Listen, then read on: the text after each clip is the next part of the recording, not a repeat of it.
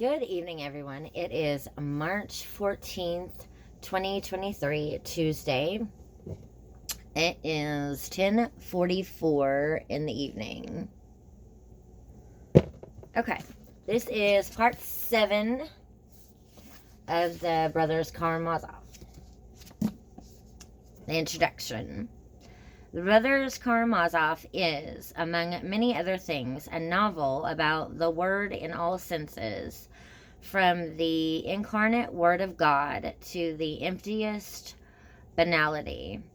In the process of its composition, it seems to have swallowed a small library.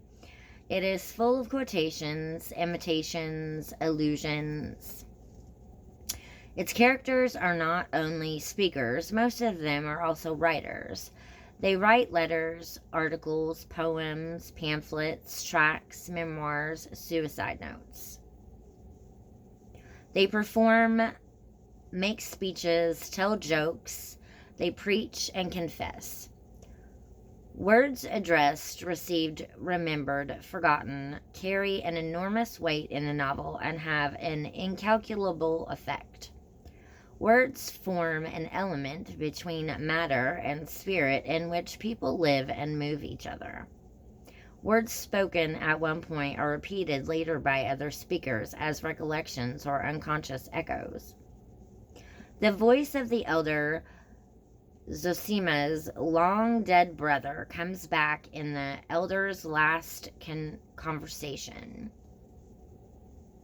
The dead elder's voice is heard again by Alosha and speaks through him. In an uncanny moment during the trial, the voice of Smirnikov begins to sound through the words of the prosecutor.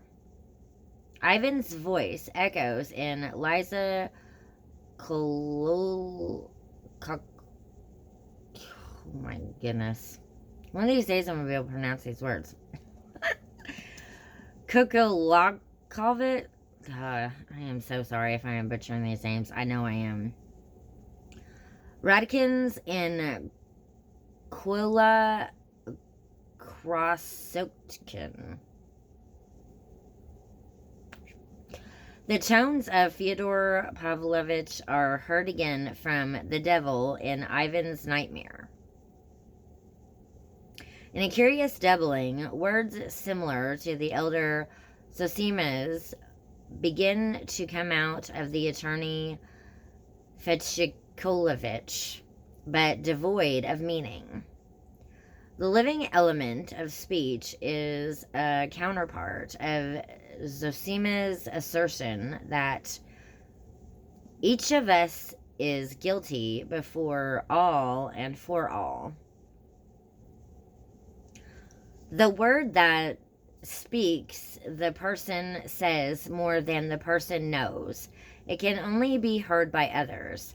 It is dramatic in the highest sense, and the drama is played out in the Brothers Karamazov with all its negative variations on the lie, fiction, error, ambiguity, and silence.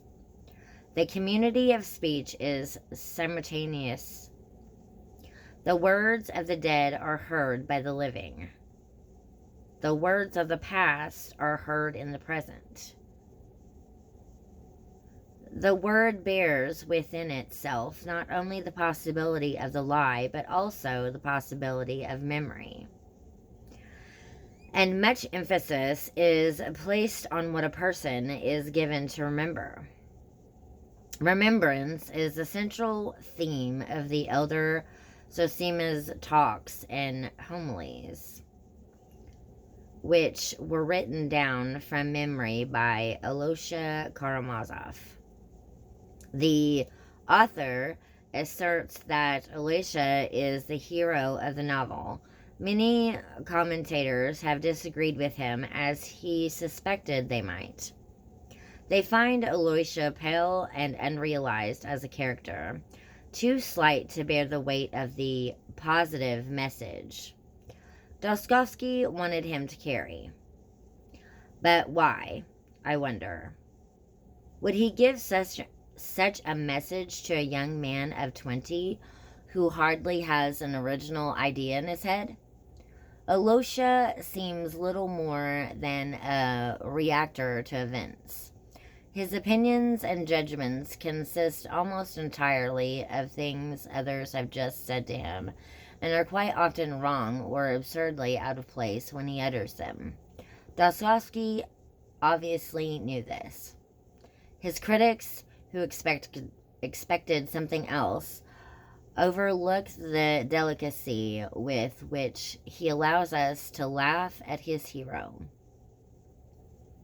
Alyosha is a novice in more than one sense. A novice monk when we meet him, and a novice human being as well. He has a compelling directness which comes from humility. He is often called an angel, and within the intrigues of the novel, he has the function of an angelos, a messenger, in the most literal sense. He carries messages, letters, requests from one character to another. He is not much of a speaker, but he is a hearer of the words, and he is almost the only one in the novel who can hear.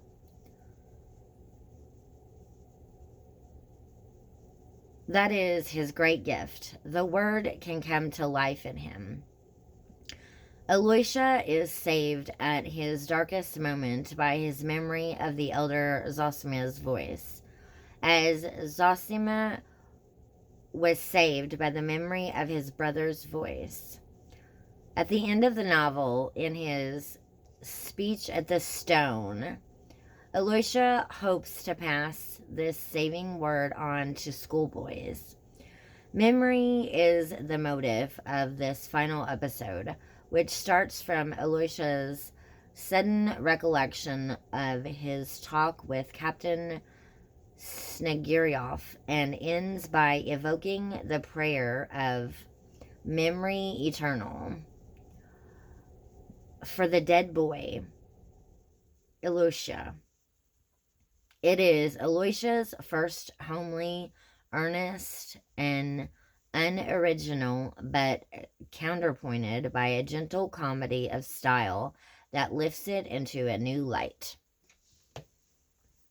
Richard Pevere. And that's all for the introduction. Part 7 of the Brothers Karamazov. Thank you for watching.